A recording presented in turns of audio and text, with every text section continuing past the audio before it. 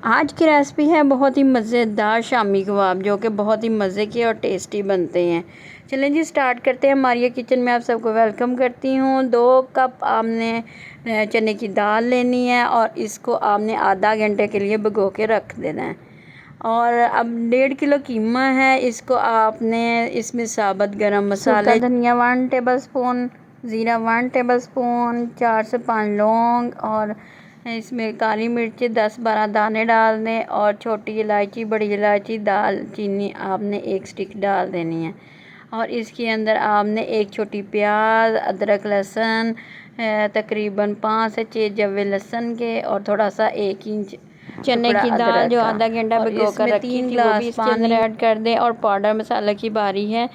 अब जी इसके अंदर 1 टेबल स्पून भर के आपने हल्दी, 1.5 टेबल स्पून भर के आपने लाल मिर्च, 1 टेबल स्पून नमक और हाफ़ टी स्पून आपने काली मिर्च और 1 टेबल स्पून आपने इसके अंदर कुटी लाल मिर्च ऐड कर देनी। और सब मसाले डालने के बाद आपने इसे 20 मिनट के लिए प्रेशर देना है। और 20 मिनट के बाद ये देखिए इसकी कंडीशन।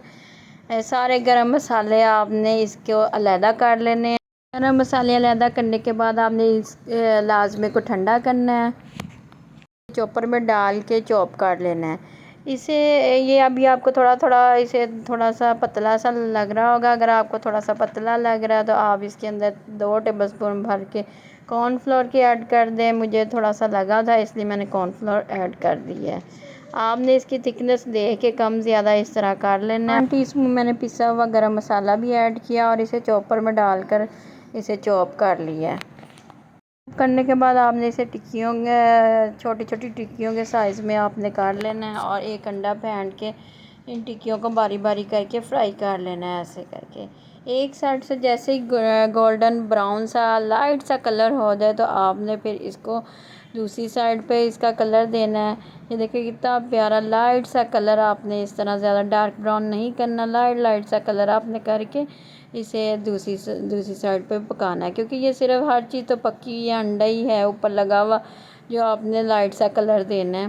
तो दोनों साइडों पे आपने इसे फ्राई करना है अच्छे तरीके से करके। तो आपने फिर इसे दही के साथ या केचप के साथ सर्व करना है। इसके अलावा आप बच्चों के लंच बॉक्स के लिए भी बना के रख सकते हैं। ये ब्रेड पे लगा के आपने इसके सैंडविच बना दिए, या चावलों के साथ आपने चने वाले चावल बनाएं और इसके साथ ये टिक्कियाँ एंजॉय करें। बहुत ही चैनल पे जाएं और चने वाला पुलाव बनाएं। ये बहुत ही डिफरेंट सी मज़े की रेसिपी है। ये एक बार ज़रूर चने वाला अपने पुलाव के साथ ये टिक्कियाँ आपने बनानी है, बहुत ही टेस्टी लगती हैं। चैनल को लाइक करें, सब्सक्राइब करें और ज़्यादा से ज़्यादा शेयर करें ताकि हर आने वाली वीडियो आपको सबसे पहले मिले। इसे दही के साथ, केचप के साथ या पुलाव के साथ एंजॉय करें।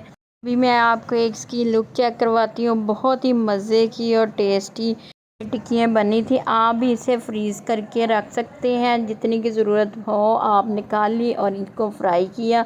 दुआओं में रखिए याद। अल्लाह हाफ़िज़।